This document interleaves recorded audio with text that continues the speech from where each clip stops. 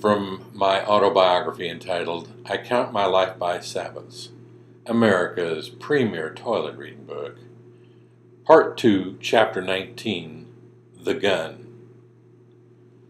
While we lived at 953 English Avenue, some of my mother and father's friends who lived in New York City would come to see us. The church at 92nd and Broadway in New York City was ethnically diverse, and most of the people who came to see us were ethnic. Mom and Dad always made them feel so welcome that word spread, and they came several times until we moved to Greenwood. One of the families that would visit us was the Everett Gates family. They were highly educated professionals, and I still stay in touch with the daughter, Miriam Messiah. It was almost as if they were part of our family, and Mother Gates was like a grandmother to me. Another lady who came several times was Sister Eleanor Morris.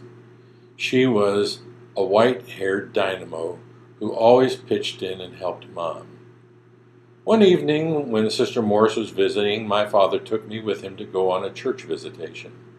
It was dark by the time we started back for home, and when we were walking back to the car, Dad stumbled on something in the tall grass. When he leaned over to see what it was, he picked up a small metal toy gun. He handed it to me and told me I could have it. I was so excited. I had never had a cap gun and looked forward to playing cowboys and Indians. When we arrived back home, I was waving the gun around and showing it to my sisters. Sister Morris walked in and took the gun away from me. She lectured my father about violence and told him he was going to make a killer out of me if I was allowed to keep and play with that gun. Before I knew it, Dad had placed the toy on the top shelf in his closet, and the next day, when I went to check to see if the toy was still there, it was gone. I never knew what happened to it, but I'm sure my father threw it away. He was always opposed to me having anything to do with guns from that point. With the benefit of hindsight, this did two things. Number one, when I turned 21, I went to S&T Hardware that very day and bought a .22 rifle. Number two, I have wondered about the taking of that toy that belonged to another child that lived in the area. Did my dad steal something? Chapter 20, Woogie.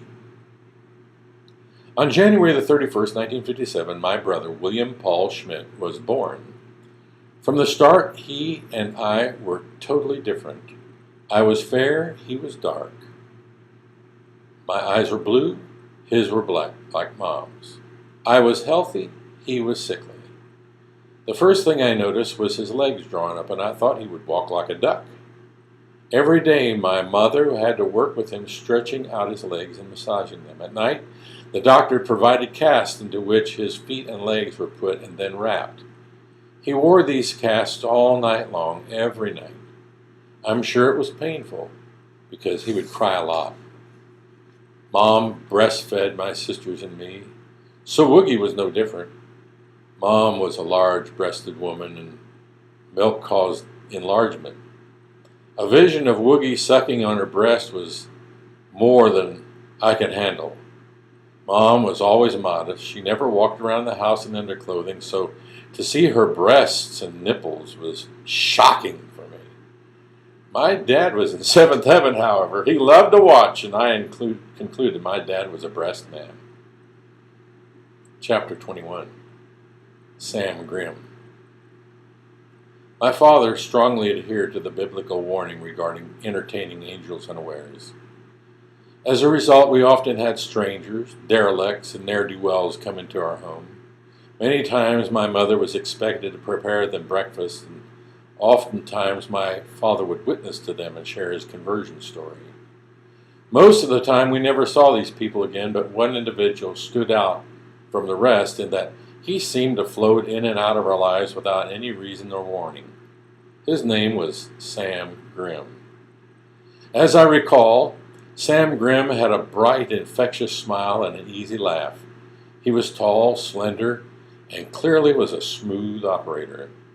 I was mesmerized by the stories he would tell, the accounts of action-oriented scrapes that he had been in and how he escaped. My father always seemed to exhibit a healthy dose of skepticism, but he invariably would lend Sam some kind of assistance. The lore surrounding Sam, which I picked up from whispers around the house, was that he had a penchant for dating female strippers.